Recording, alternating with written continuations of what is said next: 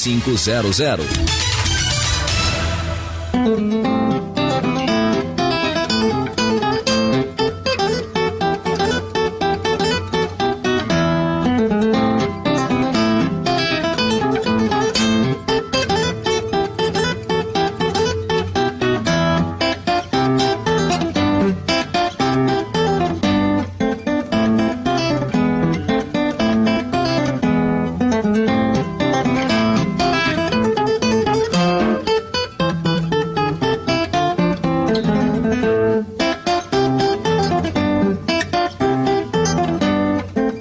Agora são 12 horas e 9 minutos com 45 segundos. O Núcleo está na casa ou não?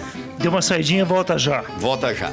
O Dante, quer acrescentar algo? Eu quero acrescentar algo. O Tribunal de Contas do Paraná multou o prefeito Reni Pereira em R$ 7.200. São sanções que foram aplicadas pelo Tribunal de Contas. São 5 multas no valor de R$ 1.450,98.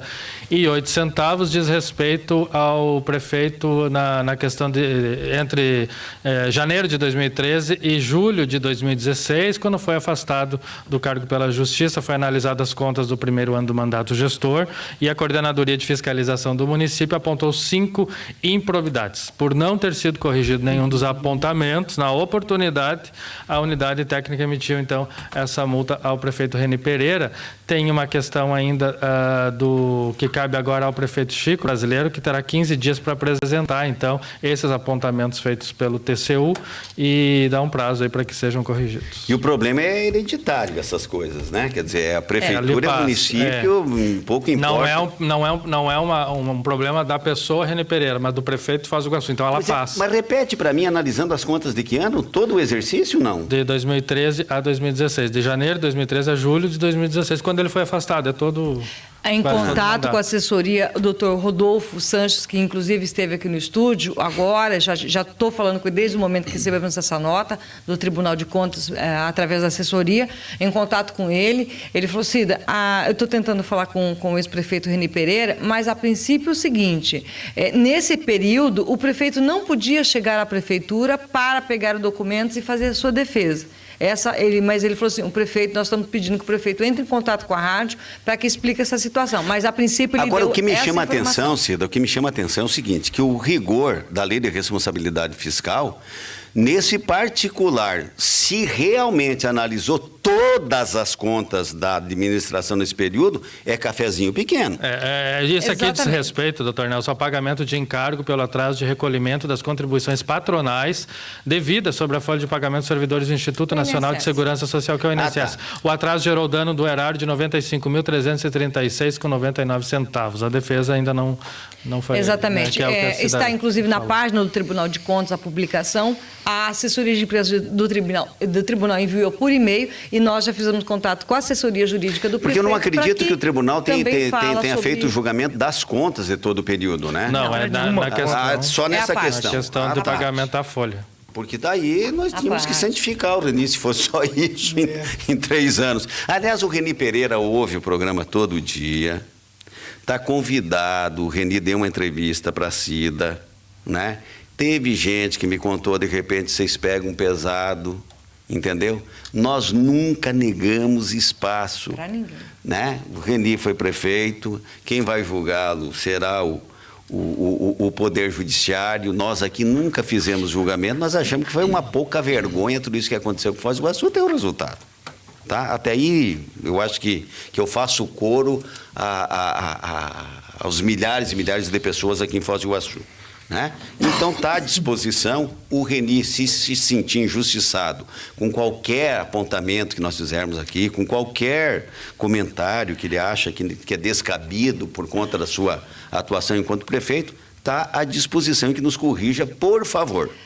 Hoje, em contato com a assessoria, com a informação que ele nos deu... A Cida liga todos os dias para a assessoria do Reni Pereira. O doutor Rodolfo Sanches, ele falou o seguinte, Cida, nós estamos tomando a decisão de não dar mais entrevista. Ontem, o doutor Vitor Hugo Esprada deu uma entrevista à imprensa e, por sua vez, eles estão analisando o fato da forma como é passada, que, a princípio, eles estão achando que a forma passada Para o escrito tem algumas controvérsias aí ali que eles não estão Então seria jornal, não seria conosco eles aqui. Eles não estão acordando. Mas Tá. eles estão decidindo, a princípio, a não falar mais.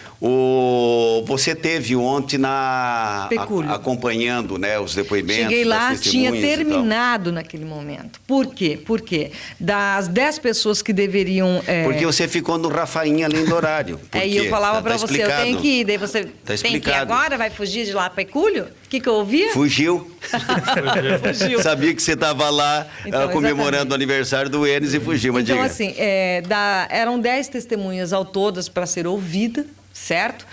Uma delas estavam viajando, 5 foram dispensadas, entre elas a defesa do prefeito Reni tem o direito, né? Pode-se declinar da fala das pessoas convocadas. Se foi apontado declinou. pela acusação ou pela Isso, defesa, quem declinou. apontou pode dizer, olha, não há mais necessidade de Isso, ouvir até e tal. porque eles disseram o seguinte, todo fato que nós já perguntamos...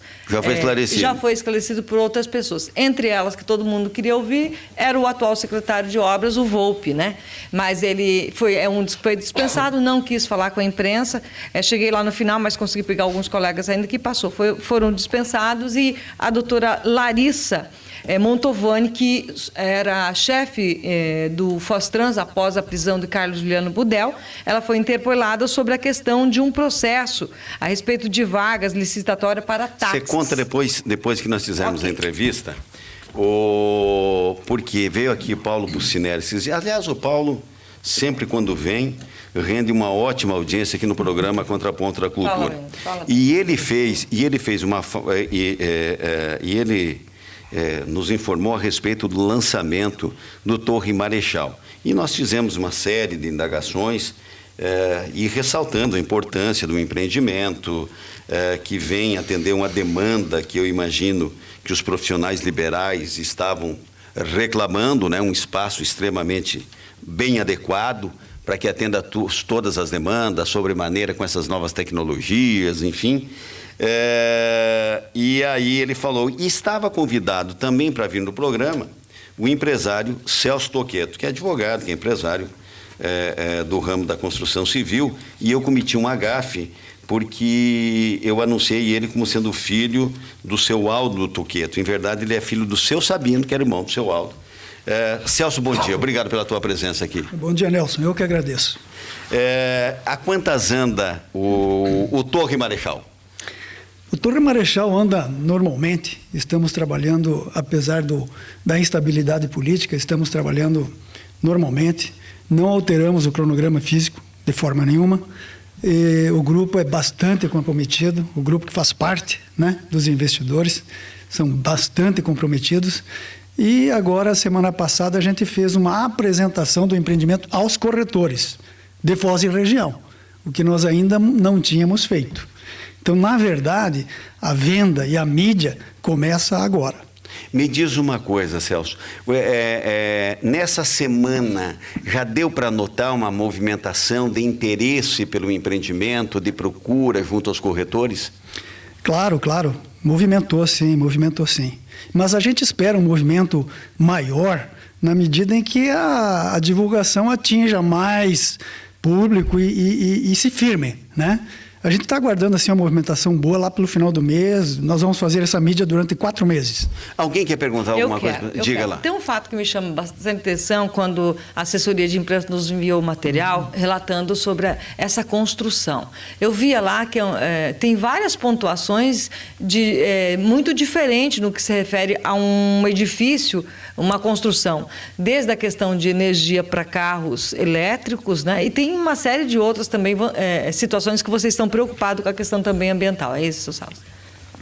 Claro, a gente procurou fazer um projeto atual, né? Um projeto que incorpore todas as tecnologias de sistemas construtivos modernos. E a gente conseguiu isso visitando empreendimentos já consolidados de outras cidades, Curitiba, Florianópolis, Londrina, e contratamos profissionais com experiência em empreendimentos comerciais especificamente. O objetivo é o quê? Minimizar riscos, né? E apresentar um produto que atenda às demandas e que esteja de acordo com o que tem de melhor em termos de processo construtivo e respeito ao meio ambiente. Ô Celso, eu conversava com um advogado ontem, colega seu, não sei se você está atuando, mas enfim, um advogado. Eu perguntei se ele tinha ido, tinha visto, e ele foi e ficou maravilhado com as informações lá, com a apresentação, existe loja decorada, enfim. A aquisição, ela considerando o mercado nesse momento, que não é mais um mercado vendedor do que comprador, está todo mundo querendo fazer negócio, mas porém se desfazendo daquilo que tem. O que vocês têm criado de atrativo e facilitação para se comercializar, adquirir uma sala ou duas, enfim? Me diz uma coisa nesse particular. Olha, a gente está assim, facilitando a compra, facilitando. Estamos parcelando em até 48 vezes e sem juros, durante a obra, sem juro nenhum, só a correção pelo custo unitário básico da construção civil. Certo. E depois a gente estipula uma correção monetária, porque, para preservação do capital, mas a gente facilita a negociação. E o preço não está caro. Se considerar os itens que valorizam, que são diferenciais, a média do metro quadrado está em quanto, Celso, mais ou menos? 3.000 e... não chega a R$3.600. Não chega a 3.600? Não chega. E realmente, aí é um valor... Eu sei que para quem está ouvindo, muita gente vai dizer, pô, eu não tenho esse dinheiro. Mas levando em consideração preço comercial, localização da cidade, é barato. É barato. Tem que considerar que além da sala, da área privativa da sala, a pessoa está comprando a área de uso comum e a área de apoio corporativo. Não é só a sala. Que os prédios comerciais de Foz hoje, existentes, eles não têm estrutura de apoio, nenhuma. E o preço não é também... O mercado é carente de salas comerciais aqui, existe demanda. Então, a pessoa está comprando um auditório, está comprando salas de reuniões, está comprando uma cafeteria, espaços de uso comum, espaços de convivência. E tudo isso tem um custo, né? Tem que ser considerado. Estacionamento, infraestrutura no estacionamento para instalação de duplicador de vaga de garagem. Então, a pessoa compra uma vaga de garagem, mas o pé direito da vaga de garagem tem 3,70 metros. Se ela quiser ou precisar no futuro, ela instala um macaco hidráulico e coloca mais um veículo. Enes, qual é a tua curiosidade? Pois é, você sabe que é surpresa para mim um empreendimento dessa envergadura aqui na cidade. Mas, Nelson, que tipo de cliente vocês, digamos assim, qual é o maior atrativo e qual é o tipo do cliente que vocês estão desejando? Bom, profissionais liberais, médicos, como é que é? A gente não fez um projeto específico para uma categoria, né? Mas são os prestadores de serviços profissionais liberais, basicamente, né? Médicos, arquitetos, engenheiros, advogados, dentistas, psicólogos, empresas de marketing, e-commerce, né? E prestadores de serviço por exemplo, já vendemos para uma cerealista que tinha uma sede em Curitiba, precisava se estabelecer em Foz, não vinha porque não tinha um prédio aqui à altura da equipe deles. Agora compraram várias salas e vão se instalar aqui, atendem o Paraguai. Eles são de Santa Catarina, tinham um escritório em Curitiba e atendiam ao Paraguai. Agora estão aqui. E existem empresas que não se instalam em determinadas cidades porque não tem prédio comercial que atenda às necessidades deles. Em termos de segurança, estacionamento, apoio corporativo, né?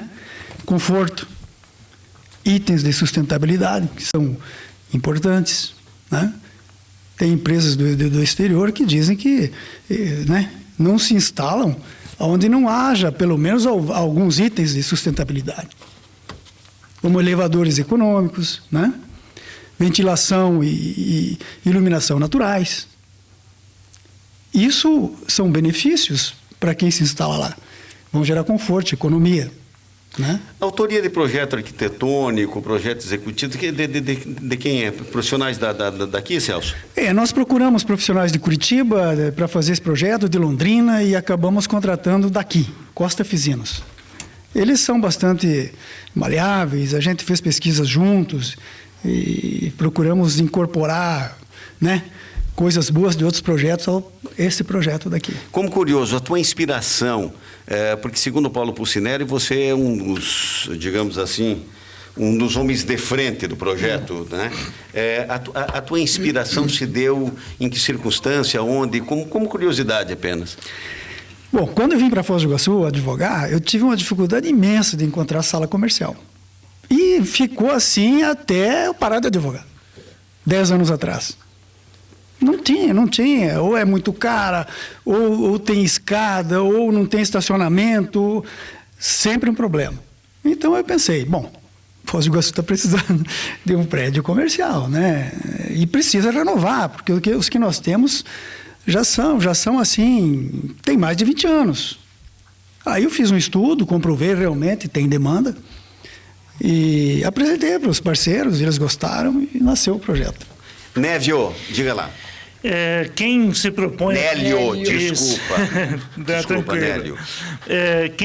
Quem se dispõe a apresentar um projeto desse nível está buscando algo de referência, algo que possa congregar a partir daí e ter os melhores profissionais, a melhor prestação de serviço.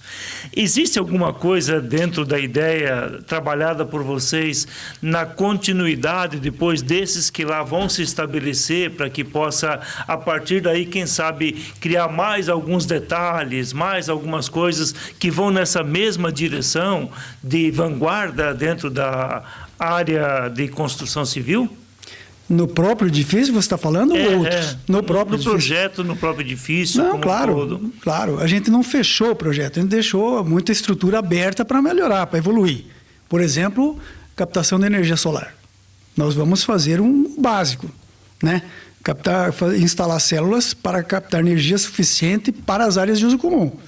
Mas a estrutura, o projeto, já é para instalar placas fotovoltaicas para tornar o edifício autossuficiente. Para cada sala comercial? Não, para todas, inclusive para salas comerciais. Ô Celso, eu estava lendo, tem montadora no Paraná preocupada com a montagem de carros elétricos. Vocês que estão no ramo, essa é uma realidade de médio prazo, longo prazo, curtíssimo prazo, e os prédios vão ter que estar... Porque a gente fala em carro elétrico, os Estados Unidos já tem uma frota grande, né? Mas vamos colocar o rabicho aonde para sustentar a bateria, né? Essa é uma realidade de curto prazo, como é que é isso? Eu vejo isso como uma necessidade de curto prazo, digamos assim. É tipo 5, 10 anos, a gente vai ter um fluxo grande de carro elétrico. Todos os prédios vão ter que estar equipados com isso, né? Assim como energia solar. Tem que ter. Alguém tem curiosidade de mais alguma coisa? Eu só quero, para dar alguns dados aqui, o folder que está que eles fazem circular, aliás, um trabalho gráfico muito bonito aqui. O pessoal da gráfica trabalhou bem aqui. É um prédio de 22 andares aqui em Foz do Iguaçu. Ele tem no todo em metro quadrado cada andar quanto, Celso, mais ou menos? 530, mais ou menos. Tem 22 mil e poucos metros quadrados da área total. É área grande, hein? É grande. É área grande. Recepção, estacionamento, todos esses equipamentos, né, para fazer uma logística diferenciada. Ou seja, né, o profissional, ele quer fazer uma reunião, né, de seus fornecedores, seus parceiros, seu isso, seus aquilo. Né? Então, tem todo um espaço adequado, Enes, né? Não há necessidade de você estar alocando um anfiteatro, estar buscando um espaço que não é condizente com a necessidade que você tem ali. E isso eu vejo que muitos prédios comerciais até não se pensava nisso. Essa é a grande realidade. É verdade que na época não se pensava nisso. Não se pensava nisso, né? O problema do estacionamento hoje é um problema muito sério à medida que o número de carros mais do que 10 vezes foi aumentado nas últimas décadas, mas enfim, eu acho bacana também uma coisa que eu tenho até conversado, porque teve gente que me perguntou isso, é o seguinte: a casa, entre aspas, os empreendedores, eles também fazem venda e compra de imóveis, mas o que eles fizeram? Eles fizeram com que todos os corretores de Foz do Iguaçu tenha oportunidade. Então, você conhece um corretor de imóvel, você não há necessidade de ir naquela corretora, naquela imobiliária, ou só com o João, com o Pedro e tal.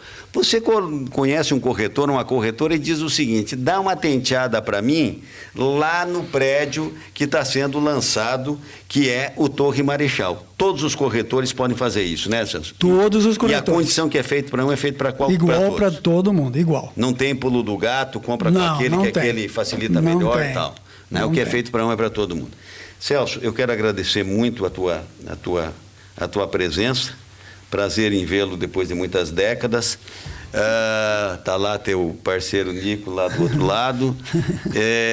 E sucesso nas vendas. Se a gente puder colaborar com você na nossa humilde estrutura aqui de divulgação, nós estamos à tua disposição. Obrigado, Nelson. Agradeço a oportunidade. E quem sabe um dia eu possa ter vocês lá no Torre Marechal. Opa, vamos conversar. Vamos conversar. Se você quer vender para um cara duro, com sério risco de recebimento, já estou aqui. Viu? O meu nome passa a ser Anelson, para começar com a letra A. O que a gente tem que deixar registrar também é que um edifício desse representa compartilhamento de uso. É uma tendência no mundo todo. Ninguém mais consegue viver sozinho. Então, além do compartilhamento da estrutura, é uma oportunidade também de se relacionar com as pessoas. E você sabe que vocês fazendo isso, o Celso, realmente tem esses comentários que você fez e que procede que são verdadeiros. Mas eu vou me instalar onde, lá em Foz do Iguaçu? Como você pode pedir de outras cidades. Né? Você pode pedir de outras cidades também. Né? Tem cidades, Curitiba, não sei o que e tal, mas o interior, Foz do Iguaçu, me parece que meio que larga na frente com essas preocupações dessas tecnologias, eu vi um dos fato tempos dos modernos. últimos dias que me chamou a atenção. E eu até comentei com a Ayrton e hoje comentei com o Dante ali, um fato que a gente está vivendo nesse momento. A Operação Pecúlio deflagrou faz pouco mais de um ano. O que nós vimos nesse meio aí da Pecúlio? É um fato para a gente no setor de jornalismo e da OAB Foz do Iguaçu. Muitos advogados vindo a se instalar em Foz do Iguaçu. Eu, assim, de nomes, assim, eu tenho, assim, por alto 6. Entendeu? E até perguntando um ponto comercial para instalação. Alguns até tentando onde eu vou, ou pedindo até sugestão. Tem uma amiga que é advogada, que inclusive ajudou ele a localizar uma sala que fosse de uma área assim, até uma viabilização de um imóvel para alugar. Então a gente vê profissionais não só da área comercial da gente aqui no dia a dia da nossa fronteira, como muita gente que se instala no Paraguai e moram aqui. E tem um outro detalhe. E a área jurídica, esse fato eu posso dizer porque a gente tem presenciado isso. A área médica está vindo muito para Foz do Iguaçu. Isso. De fora. E procuram a gente. Exatamente. De Medianeira. Eles estão vindo diariamente aqui trabalhar. Diariamente, às vezes um dia por semana ou 2.